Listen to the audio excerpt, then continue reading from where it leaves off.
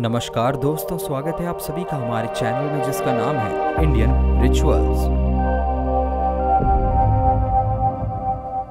ओम नमः शिवाय। मेरे प्यारे मित्रों, उम्मीद करता हूँ आप सब कुशल मंगल होंगे। आज इसी कड़ी में भगवान शिव से जुड़े एक रोचक तथ्य के बारे में हम आपको बताएंगे। भगवान शिव को बिल्व पत्र क्यों है इतने प्रिय? चलिए दोस्तों शुरू करते हैं। नारद जी ने एक बार भोलेनाथ की स्तुति कर पूछा, प्रभु आपको प्रसन्न करने के लिए सबसे उत्तम और सुलभ साधन क्या है? हे त्रिलोकीनाथ, आप तो निर्विकार और निष्काम है, आप सहज ही प्रसन्न हो जाते हैं। फिर भी मेरी जानने की इच्छा है कि आपको क्या प्रिय है? शिव जी बोले, नारद जी वैसे तो मुझे भक्त के भाव से सबसे प्रिय है, फिर भी आपने पूछा है तो बताता हूँ। मुझे जल के साथ साथ बिल्व पत्र बहुत प्रिय है। जो अखंड बिल्व पत्र मुझे श्रद्धा से अर्पित करते हैं, मैं उन्हें अपने लोक में स्थान देता हूँ। नारद जी भगवान शंकर और माता पार्वती की वंदना कर अपने लोक को चले गए। उनके जाने के तत्पश्चात पार्वती जी ने शिव जी से पूछा, हे प्रभु, मेरी ये जानने की बड़ी उत्कट इच्छा हो रही है कि आपको बिल्व पत्र इतने प्रिय क्यों है? कृपा करके मेरी जिज्ञासा शांत करें। शिव जी बोले, हे शिवे, बिल्व के पत्ते मेरी जटा के समान है। उनका त्रिपत्र यानी 3 पत्ते ऋग्वेद, यजुर्वेद और सामवेद हैं। शाखाएं समस्त शास्त्र का स्वरूप है। बिल्व वृक्ष को आप पृथ्वी का कल्प वृक्ष समझें, जो ब्रह्मा विष्णु शिव स्वरूप है। स्वयं महालक्ष्मी ने शैल पर्वत पर बिल्व वृक्ष रूप में जन्म लिया था। मित्रों, ये सुनकर पार्वती जी कौतूहल में पड़ गई। उन्होंने पूछा, देवी लक्ष्मी ने आखिर बिल्व वृक्ष का रूप क्यों लिया? आप ये कथा विस्तार से कहें। भोलेनाथ ने देवी पार्वती को कथा सुनानी शुरू की।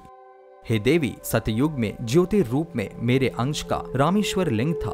ब्रह्मा आदि देवों ने उसका विधिवत पूजन अर्चन किया।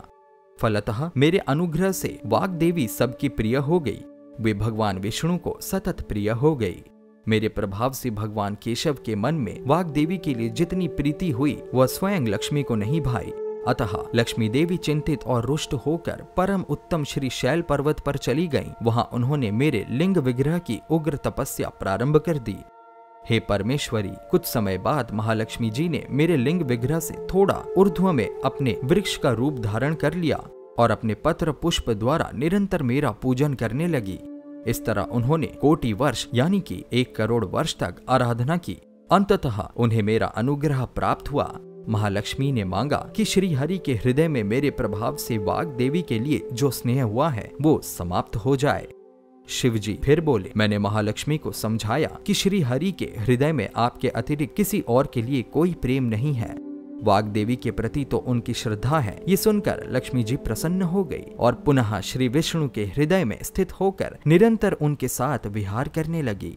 हे पार्वती, महालक्ष्मी के हृदय का एक बड़ा विकार इस प्रकार दूर हुआ था। बिल्व इस कारण मुझे बहुत प्रिय है और मैं बिल्व वृक्ष का आश्रय लेकर रहता हूँ। बिल्व वृक्ष को सदा सर्व तीर्थमय एवं सर्व देवमय मानना चाहिए। बिल्व वृक्ष को शिव के समान ही समझो, वो मेरा शरीर है।